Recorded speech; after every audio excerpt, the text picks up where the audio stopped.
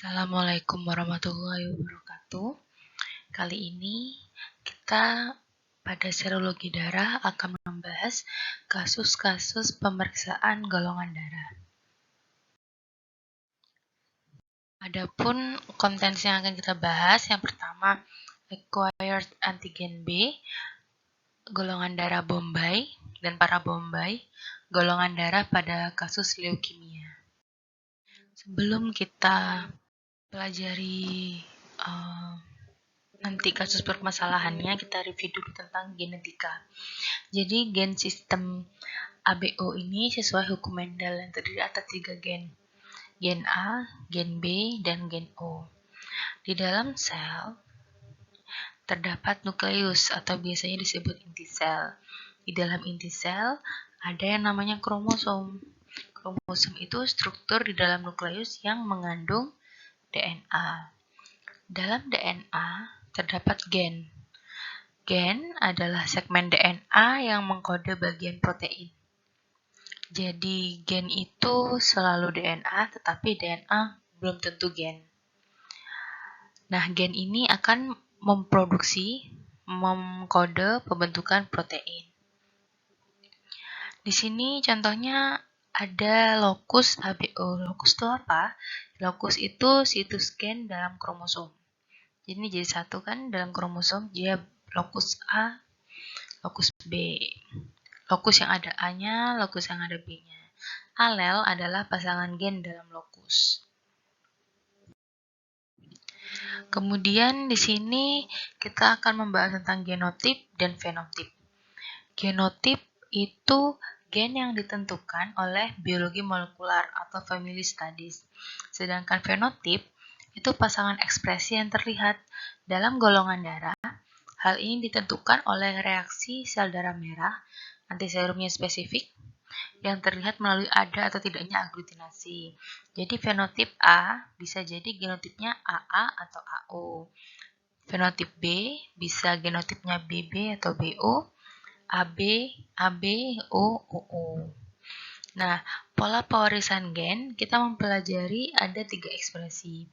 Yang pertama, ekspresi dominan, yaitu hanya membutuhkan satu bentuk alel untuk mengekspresikan sifat tersebut. Contohnya di sini fenotip A, genotipnya AO. A dominan terhadap O. Ekspresi resesif membutuhkan alel yang sama dari kedua orang tua untuk menunjukkan sifat tersebut. Contohnya di sini ada O. O ini sifatnya ekspresif, maka kalau dia ingin menghasilkan O, membutuhkan alel yang sama, OO. Jadinya fenotipnya golongan darah O. Sedangkan ada ekspresi kodominan, yaitu ekspresi yang sama dari kedua alel yang diturunkan pada autosom. Di sini dapat terlihat dari genotip AB dan fenotipnya jadinya AB juga, bukan dominan maupun bukan resesif. Lalu gen silent, pernah dengarkan gen silent? Gen silent itu gen yang tidak dapat menghasilkan produk antigen yang terdeteksi. Biasanya disebut amorf. Kita akan membahas ini nanti harus paham tentang gen silent karena kita akan membahas Bombay. Lalu ada fenotip yang disebut tipe 0 karena ekspresi antigen tidak jelas biasanya. Fenotip ini harus diwariskan melalui gen amorf dari kedua orang tua, gen amorf homozigot. Fenotip yang tidak ada bisa terjadi akibat aksi supresor gen. Nah, supresor gen ini bertindak untuk menghambat ekspresi gen lain sehingga menghasilkan ekspresi 0. Substans di sini adalah antigen yang larut dalam serum atau plasma. Pembentukan antigen ABO dimulai dari struktur asal atau prekursor substans melalui pengaruh gen H menjadi H substans. Kemudian bila ada gen A atau gen B, H substans diubah menjadi antigen A atau antigen B. Sedangkan bila gennya O atau disebut gen amorf, di sini tidak ada produk yang dapat diperiksa dalam sel. Jadi O ini hanya H. tidak ada antigen OH. Produksi antigen H dikontrol secara genetik oleh gen H yang berlokasi di kromosom yang berbeda dengan lokus gen ABO. Ekspresi soluble antigen ABO di sini dipengaruhi oleh gen SE. Jadi, gen SE secara genetik mempengaruhi pembentukan antigen ABO di saliva dan air mata.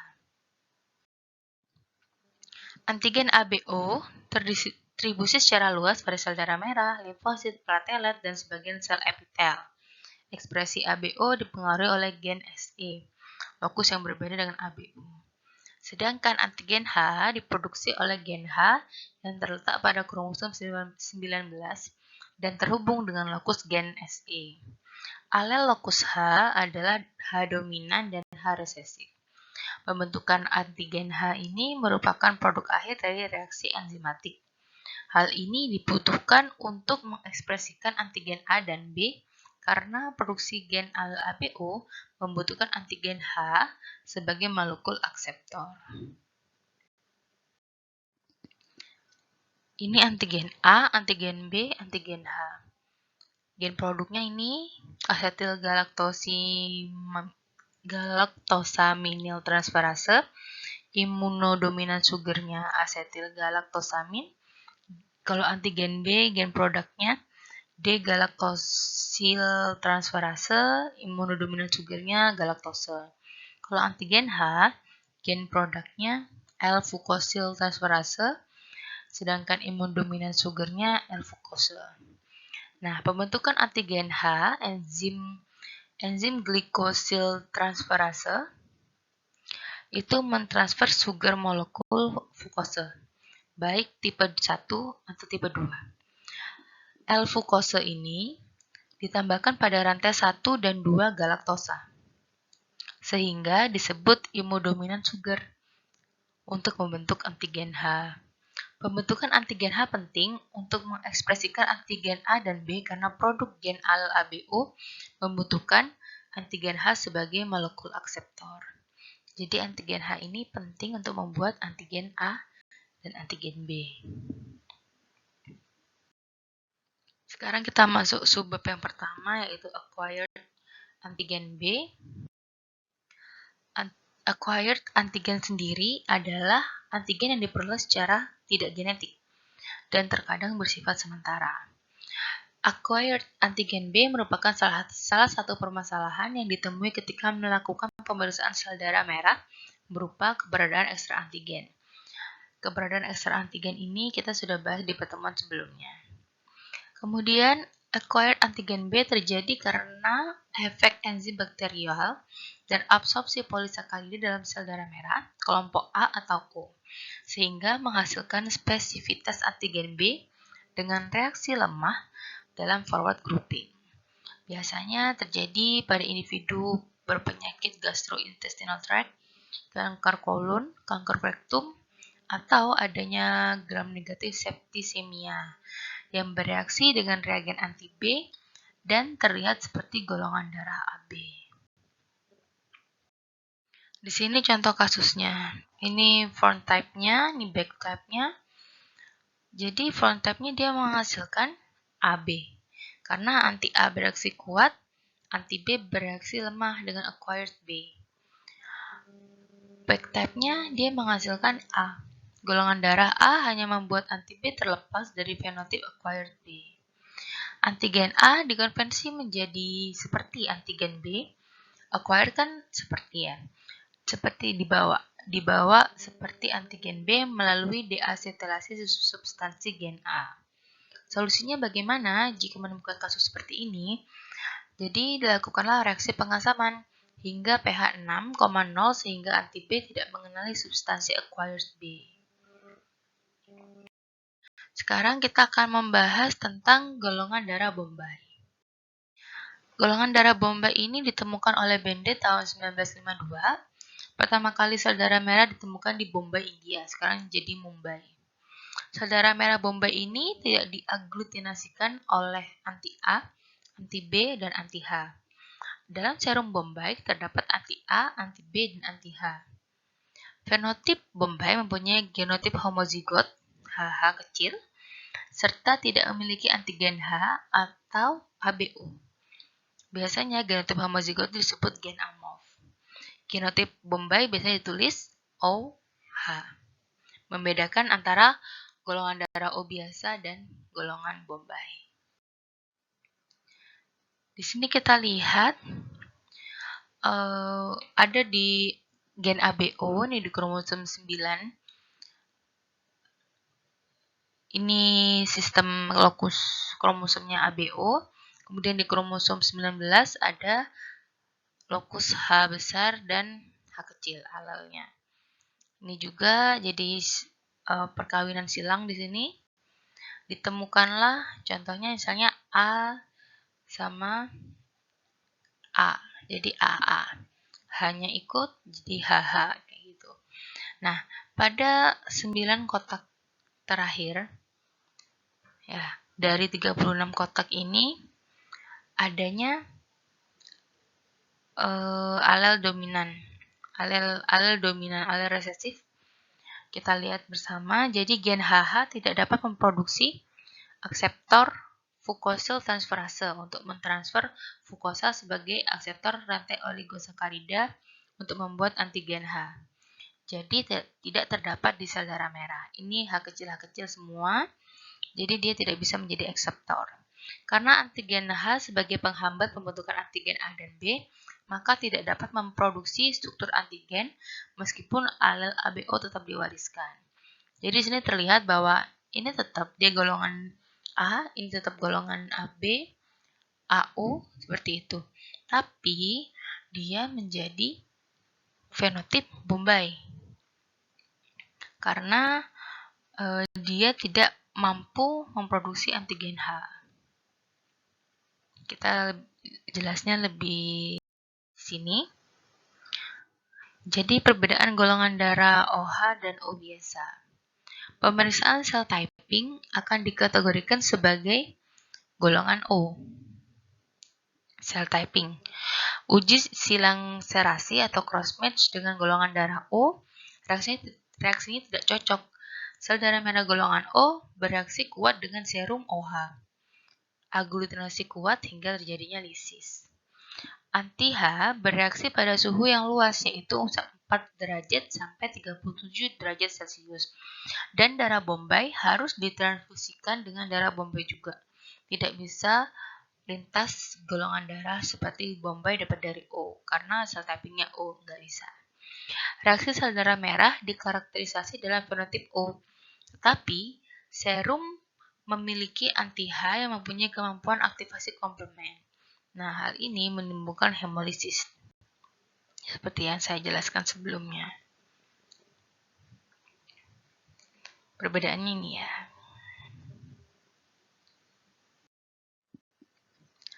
Lalu ada golongan darah Bombay dan para Bombay.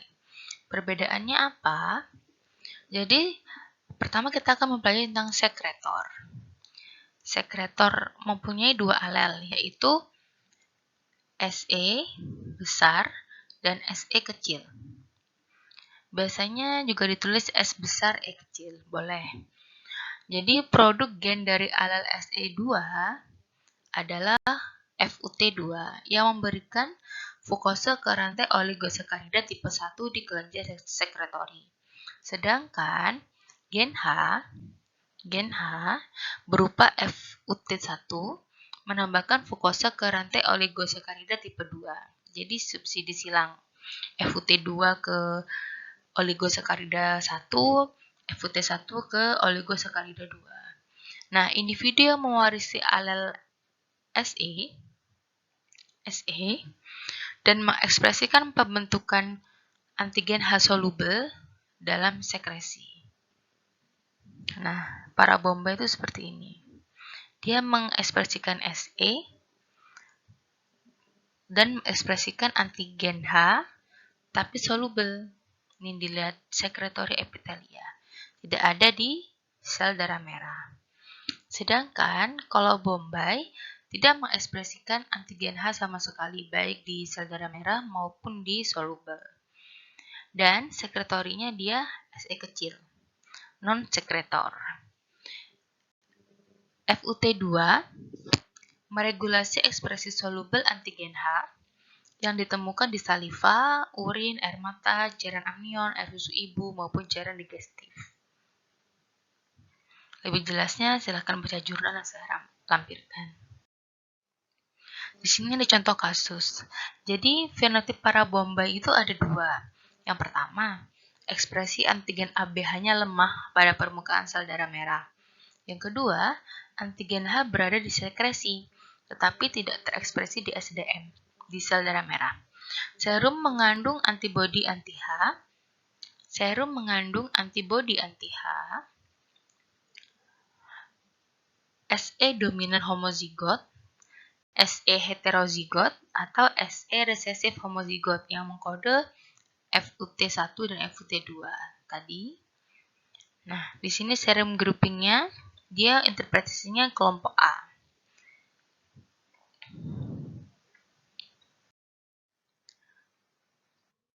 Di sini kita lihat donorsnya dia bisa suhunya luas, di titernya sampai dari 4 derajat sampai 37 derajat. Absorption elution test, ini kita akan pelajari kemudian. Sekretor statusnya dia ada pada saliva, antigen H dan antigen A. Jadi para Bombay ini FUT1-nya amorf, FUT2-nya aktif. Jadi FUT1 itu tadi kita tahu bahwa FUT1 dihasilkan oleh gen H, FUT2-nya aktif dihasilkan oleh SE. Nah, forward groupingnya dia menghasilkan O, reverse groupingnya A. Serum hanya bisa bereaksi di bawah suhu 20.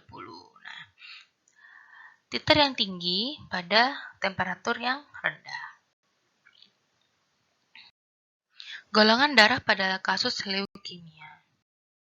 Golongan darahnya pada kasus leukemia ini leukemia adalah penyakit keganasan sel darah yang berasal dari sumsum tulang yang ditandai oleh proliferasi sel-sel abnormal dalam darah tepi. Jadi sejumlah sel menggumpal pada tempat asalnya, kemudian menyebar ke organ hematopoietik dan berlanjut ke organ lebih besar, bisa jadi splenomegali. Dengan adanya leukemia, ada pertumbuhan yang tidak normal atau akumulasi sel darah putih dari sumsum tulang dan darah perifer. Jadi meningkatnya sel darah putih. Nah, leukemia ini merupakan salah satu permasalahan karena hilang atau lemahnya antigen sel darah merah dalam sistem ABO yang terekspresi. Leukemia juga menyebabkan reduksi titer antibodi ABO, bisa acquired hypogammaglobulinemia atau kondisi ketika titer gamma globulin dalam darah di bawah normal, atau terjadi acquired agammaglobulinemia, tidak adanya gamma globulin. Gamma globulin sendiri itu terdiri dari antibodi 5 jenis, IgG, IgA, IgM, IgD, IgE. Nah, hypogammaglobulinemia ini biasanya dijumpai di neonatus. Solusinya bagaimana?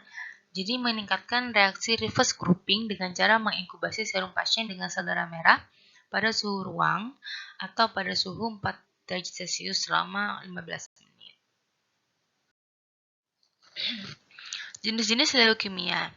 Jadi secara luas, leukemia bisa dibagi menjadi akut dan kronis, tapi diklasifikasikan lagi menurut jenis sel yang terpengaruh. Yang pertama, ada leukemia mieloid akut. Jadi, kanker sel darah ini belum dewasa dan merupakan jenis yang paling umum terjadi pada orang dewasa. Tingkat pertumbuhan sel kanker ini biasanya cepat dan mempengaruhi produksi sel darah merah normal pada awalnya. Kemudian ada leukemia limfoblastik akut. Jadi kanker sel limfoid yang belum dewasa, lebih sering terjadi pada anak-anak dan merupakan leukemia yang presentasinya mirip dengan AML. Jadi kalau AML biasanya ditemui di dewasa, limfoblastik ini pada anak-anak. Kemudian ada leukemia mieloid kronis. kanker sel mieloid dewasa yang terkait dengan kehadiran kromosom Philadelphia. Kemudian sel kanker ini berkembang pada tingkat yang relatif lambat, jadi penyakit pada stadium awal tidak menunjukkan gejala apapun. Sedangkan kalau leukemia limfositik kronis atau CLL, kanker sel limfoid dewasa yang sebagian diderita oleh individu berusia lanjut. Jenis ini jarang sekali pada anak-anak. Nah, biasanya penyakit stadium awal ini bersifat asimptomatik. Kasus leukemia dapat mengubah hasil tes golongan darah. Biasanya membutuhkan penanganan kuratif seperti kemoterapi atau pemeriksaan familial studies pasien agar tepat golongan darahnya itu sebenarnya apa. Hal ini terjadi karena ketika seseorang terserang leukemia, antigen di permukaan sel darah merah, sistem ABO akan hilang atau tidak ada. Jadi lebih jelasnya silakan baca jurnal yang saya lampirkan. Ada contoh kasus real di situ bagaimana leukemia bisa mengubah golongan darah seseorang. Kalau tidak ada pertanyaan, silakan diskusi di forum diskusi atau WhatsApp. Terima kasih atas perhatiannya. Wassalamualaikum warahmatullahi wabarakatuh.